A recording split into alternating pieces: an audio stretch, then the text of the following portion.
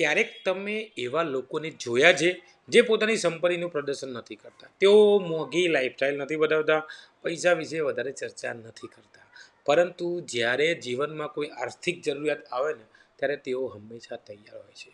તેમની પાસે financial security હોય છે. સવાલ એ છે કે આ લોકો એવું શું અલગ કરે છે? જવાબ ઘણીવાર મોટી ટેકનોલોજી કંપની કે બધી કરોડો રૂપિયાના સ્ટાર્ટઅપમાં નથી હોતો. ઘણા સફળ લોકો એવા બિઝનેસ બનાવે છે જે બહારથી ખૂબ જ સામાન્ય લાગે છે, પરંતુ અંદરથી ખૂબ જ મજબૂત હોય છે. કારણ કે ભાઈ સાચો બિઝનેસ ત્યાં જ બને છે જ્યાં લોકોની સમસ્યા વારંવાર પાછી આવે છે. કપડાં ગંદા થશે, ગાડીઓ ગંદી થશે, મશીન ખરાબ થશે, ઘર અને ઓફિસને મેન્ટેનન્સ જોઈએ, અને લોકો સમય બચાવવા માટે પૈસા પણ ખર્ચે છે. અને આ જગ્યાએ છુપાયેલી છે બહુ મોટી ઓપોર્ચ્યુનિટી. નમસ્કાર દોસ્તો, કેમ છો? હું તમારો દોસ્ત ને હોત છે પણ માંડે ફરી આપણો ચેનલમાં સ્વાગત છે. ભાઈ આજે તમારા માટે હું લગભગ 20 બિઝનેસ લઈને આવ્યો છું. સામાન્ય બિઝનેસ તમારા માટે ઓપોર્ચ્યુનિટીઝ કહેવાય.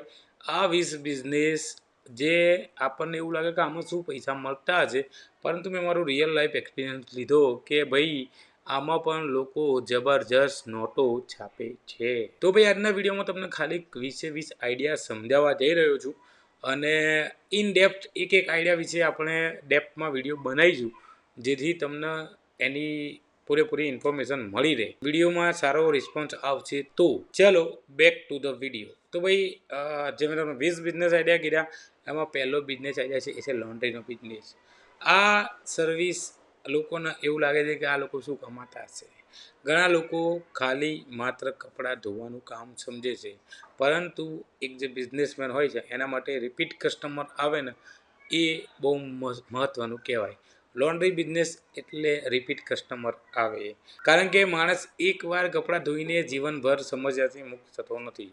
હું પોતે જ છું ભાઈ, મારા ઘરે કપડાં તો ધોવાઈ જાય છે, પરંતુ કપડાંના ઇસ્ત્રીમાં બહાર જ આપવામાં આવે છે.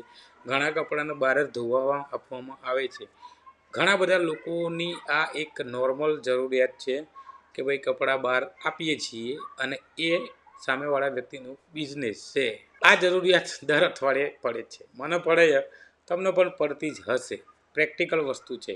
તો આ બિઝનેસ જોરદાર બિઝનેસ જે જો તમે કરો તો એક સારું લોકેશન, એક સારી સર્વિસ ને યોગ્ય સિસ્ટમ તમારી જોડે હોય તો આ એક સસ્ટેનેબલ બિઝનેસ છે. Business number 2 is automated car wash. આજના સમયમાં લોકો પાસે વાહનો છે, પરંતુ ટાઈમ ઓછો છે. એમને ગાડી ચોખ્ખી જોઈએ છે, પરંતુ પોતાનો સમય ખર્ચવા માંગતા નથી. અને અહીંયા તમને મળે છે બિઝનેસની ઓપોર્ચ્યુનિટી.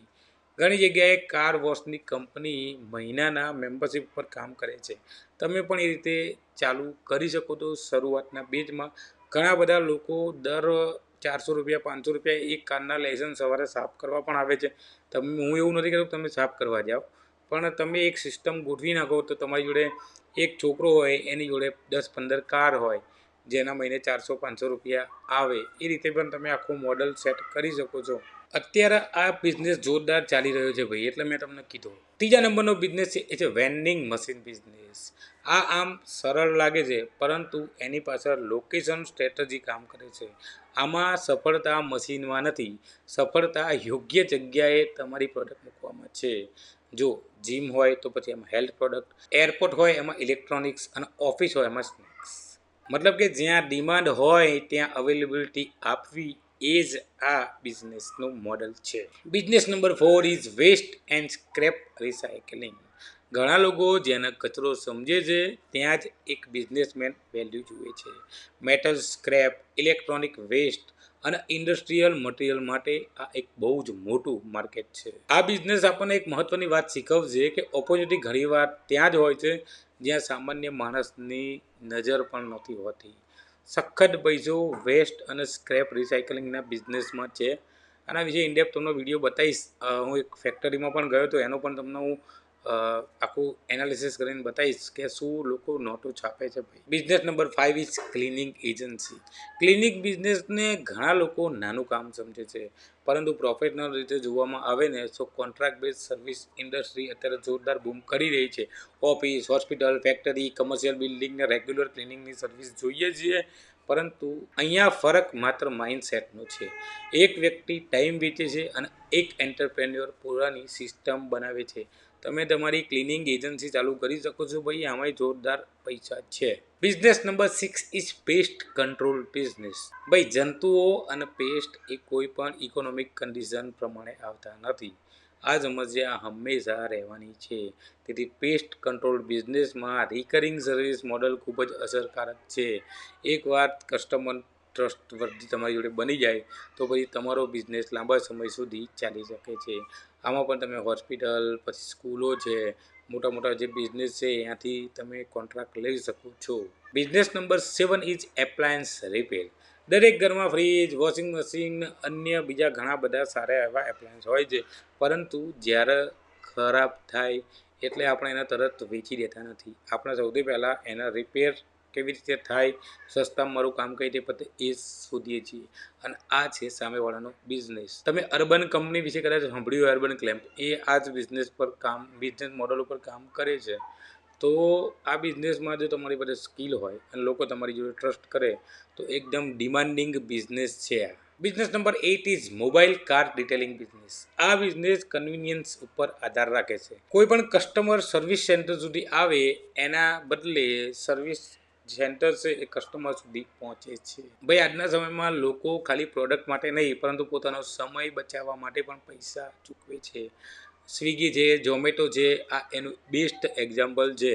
વસ્તુ આપણે બહાર જઈને ખરીદી શકીએ છીએ, પરંતુ આપણે 50 રૂપિયા વધારે આપી દઈએ જેનું ઓનલાઈન મંગાવીએ છીએ. આપણે આપણો ટાઈમ બાય કરીએ છીએ. એ જ બિઝનેસ મોડલ આમાં કામ આવશે. Business number 9 is storage business. આધુનિક જીવનમાં લોકો પાસે વસ્તુઓ વધી રહી છે અને જગ્યા ઓછી થઈ રહી છે. સ્ટોરેજ સર્વિસ આ ગેપને સોલ્વ કરે છે. લોકો પોતાની વસ્તુઓ સુરક્ષિત રાખવા માટે તમને મંથલી પેમેન્ટ પણ કરે છે. આ સર્વિસ ફોરેનમાં સારી એવી ચાલે છે, પરંતુ ઇન્ડિયામાં હજુ લોકો કરતા નથી. આ ઇન્ડિયામાં પણ ચાલુ થશે જ, કેમ કે હવે જગ્યાઓ ઓછી થઈ રહી છે. આ એક રિકરિંગ ઇન્કમનો મોડલ છે, એ તમને સરસ પૈસા આપી શકે છે. Business number 10 is laundry pickup and delivery. આ મોડલ એકદમ સૌથી રસપ્રદ છે, કારણ કે તેમાં તમારે શરૂઆત માટે કોઈ પણ મોટા ઇન્ફ્રાસ્ટ્રક્ચરની જરૂર નથી.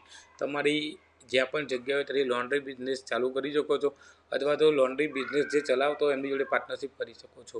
તમારું કામ શું છે ખબર છે? કસ્ટમર અને સર્વિસ પ્રોવાઈડર વચ્ચે કન્વિનિયન્સ ક્રિએટ કરવાનું. આજની ઇકોનોમીમાં કન્વિનિયન્સ એ પોતે વેલ્યુએબલ પ્રોડક્ટ બની ગયું છે. આ બિઝનેસ થોડો પ્લસ માઇનસ છે કે ભાઈ ઘણા બધા લોકો તમારા ઘરે લોન્ડ્રી પિકઅપ કરવા આવે જ છે, પરંતુ ઘણી જે કંપનીઓ છે એ આ રીતે પણ બિઝનેસ મોડલ રન કરી રહી છે. તો આ 10 બિઝનેસ આઈડિયા હું તમને અત્યારે સમજાવું છું. બીજા 10 બિઝનેસ આઈડિયા આપણે પાર્ટ 2 લઈને આવીશું, એમાં તમને સમજાવીશ. આ બધા બિઝનેસમાં એક કોમન પેટર્ન છે. આ બધા બિઝનેસ કોઈ પણ ટેમ્પરરી ટ્રેન્ડ ઉપર આધારિત નથી. આ માણસની જીવન જરૂરિયાતની વસ્તુઓ સોલ્વ કરે છે, પ્રોબ્લેમ સોલ્વ કરે છે. ઘણા લોકો પરફેક્ટ આઈડિયા શોધવામાં વર્ષો પસાર કરે છે, પરંતુ સક્સેસફુલ એન્ટરપ્રેનર ઘણીવાર સિમ્પલ પ્રોબ્લેમ પસંદ કરે છે અને એને બેટર રીતે સોલ્વ કરે છે. એક વ્યક્તિ વિચારતો હોય કે કયો બિઝનેસ શરૂ કરવો અને બીજો વ્યક્તિ નાની શરૂઆત કરે છે, કસ્ટમર બનાવે છે, પ્રોસેસ બનાવે છે અને ધીમે ધીમે એક કંપની ઊભી કરે છે. અહીંયા ફરક માત્ર આઈડિયાનો નથી, પરંતુ એક્ઝિક્યુશનનો પણ છે. યાદ રાખો, દરેક સક્સેસફુલ બિઝનેસ ગ્લેમરસ હોતો નથી, પરંતુ દરેક સ્ટ્રોંગ બિઝનેસ કોઈને કોઈ રિયલ પ્રોબ્લેમને સોલ્વ કરતો હોય છે. સંપત્તિ ઘણીવાર ત્યાં જ બને છે જ્યાં લોકો ઓપોર્ચ્યુનિટી જોતા નથી. બિઝનેસનો સાચો સવાલ એ નથી કે આઈડિયા કેટલો મોટો છે. સાચો સવાલ એ છે કે તમે સારી રીતે કોઈની પ્રોબ્લેમ સોલ્વ કરી શકો છો કે નહીં. તો આ જે અત્યારે 10 બિઝનેસ આઈડિયા જે લોકોની નજરમાં એકદમ કચરો બિઝનેસ લાગે છે, પરંતુ જબરજસ્ત પૈસા કમાય છે. બીજા 10 બિઝનેસ આઈડિયા પાર્ટ 2માં હું તમને બતાવીશ, જે તમને કામમાં આવશે. તો એના માટે તમે વિડીયોનો લાઇક કરી દો, અને તમારા મનમાં કોઈ એવો આઈડિયા તમને લાગતો હોય કે ચિરાગભાઈ આ આઈડિયા પર કામ કરાય કે નહીં, તો પણ તમે મને કોમેન્ટ કરીને પૂછી શકો છો. I will try my best to give you appropriate answer. That's all four today's video પસંદ આવે તો ભાઈ લાઇક કરીને જાઓ. ચેનલમાં નવા હોય તો સબસ્ક્રાઈબ કરવાનું ભૂલતા નહીં. ફરીથી મળીશું નવા કોઈ વિડીયો સાથે. જય હિન્દ, જય જય ગુજરાત.